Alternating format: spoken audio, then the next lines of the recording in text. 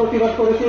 রাজ্যের হাজার হাজার শূন্যপদ রয়েছে সমস্ত দপ্তরে, এই শূন্যপদগুলিকে অবিলম্বে পূরণ করতে হবে এবং রাজ্যে আজকে যে শিক্ষার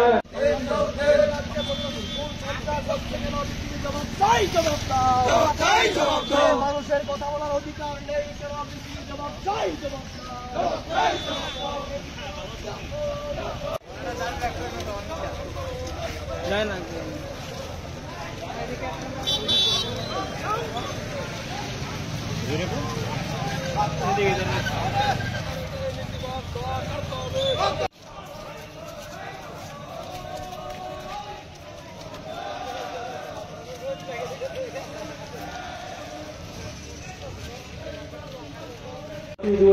সরবরাহ মহকুমা কমিটির পক্ষ থেকে সংগ্রামী অভিনন্দন। আপনারা সবাই জানেন 2018 সালে রাজ্যে পরিবর্তন হওয়ার পর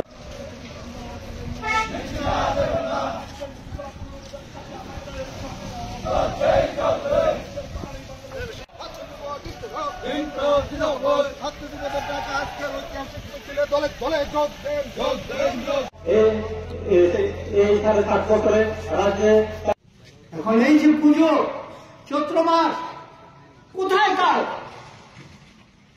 কাজ দিন? এখানে নগর পরিষদে 20 দিনের কাজ এসেছে, যুক্তি করে 10 দিন করিয়েছে, টাকা কবে দিবে জানি, আর 10 দিন রেখে দিয়েছে, কাজ করায়নি। ধান্দা, এই ধান্দা গ্রাম শহর সমস্ত জায়গায়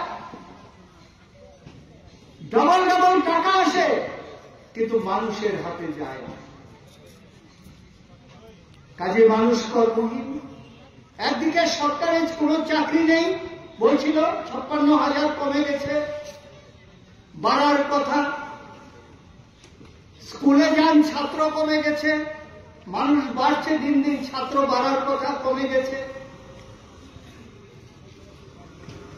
আবার গ্রামীণ গরিব মানুষ যারা, তাদেরও কাজ নেই, রেগাতে কাজ নেই। এমনিতে বৃষ্টি, কফির বীজ করেছে যমুনা। সরকার প্রতিষ্ঠিত হয়ে প্রথমেই সিদ্ধান্ত গ্রহণ করলো এ রাজ্যে পড়াশোনা করতে আর পয়সা লাগবে না ছাত্রদের। 7.5 কানি জমির খাজনা মুকুট, লক্ষাধিক একসাথে যত খাস ভূমি আছে বাছাই করে, ভূমিহীনদের তালিকা করে, তাদেরকে 1 কানি থেকে 6.25 কানি পর্যন্ত তাদেরকে অ্যালটমেন্ট দিতে শুরু করল। অর্থাৎ ভূমিহীন যাতে রাজ্যের মধ্যে না থাকে, অন্তত আমার এক টুকরো জমি আছে, একটা ঘর করার মতো জায়গা আছে, এইটা যাতে হয় সেই ব্যবস্থা করল। হাজারো হাজারো ছেলে মেয়ে কাজের ব্যবস্থা হল। আমার দারিদ্রতা বুঝতে শুরু করল, মানুষের ঘরে খাবার যেতে শুরু করল।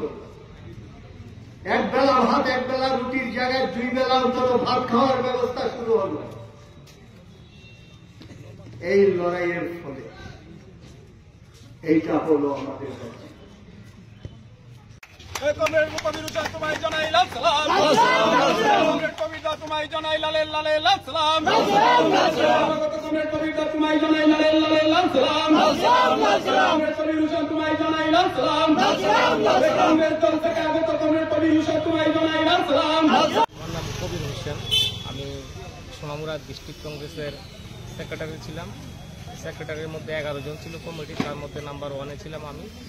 কংগ্রেস দলের মধ্যে দীর্ঘদিন জন্মসূত্র থেকে পর্যন্ত করেছি, কিন্তু সম্মান বা যোগ্য অনুসারে যেটা পাওয়ার সেটা কোনোদিন পাওয়া যায়নি।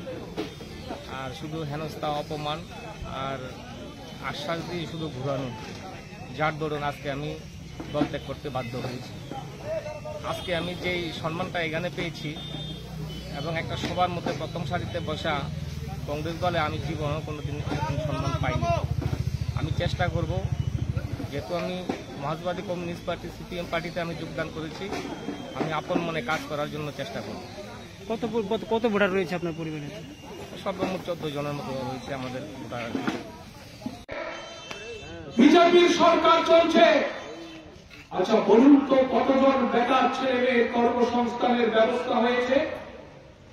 আমাদের রাজ্যে পঞ্চম সরকার যখন ছিল, মানিক সরকার যখন মুখ্যমন্ত্রী ছিলেন, তখন সরকারি পরিসংখ্যান হচ্ছে 11 জন করে বেকার ছেলে মেয়ের প্রতিদিন সরকারি চাকরির ব্যবস্থা হতো।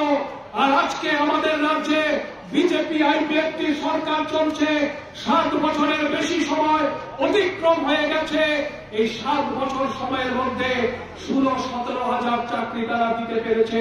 তার মধ্যেও আউটসোর্সিং এর চাকরি, ডায়েন হারনেসের চাকরি, এই সমস্ত চাকরিকে যোগ করে তারা 15-16-17 হাজার চাকরির ব্যবস্থা করতে পেরেছে।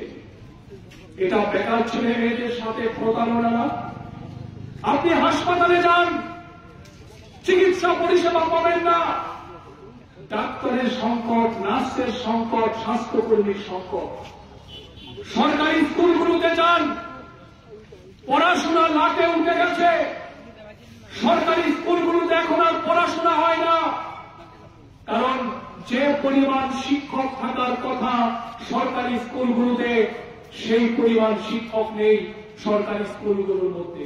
শুধুমাত্র সোনামুড়া স্কুলের কথাই বলছি না, আগরতলা শহরের বোর্ডিং স্কুলগুলো একটা সময় সারা ত্রিপুরা রাজ্যের অভিভাবকরা তারা চেষ্টা করতেন, আশায় থাকতেন আমার ঘরের ছেলে বা মেয়েকে আগরতলায় কোনো নামী সরকারি স্কুলে ভর্তি করাবো। সেই সরকারি স্কুলগুলোতেও আজকে শিক্ষা পরিষেবা ভেঙে পড়েছে, কারণ প্রয়োজনীয় শিক্ষক নেই।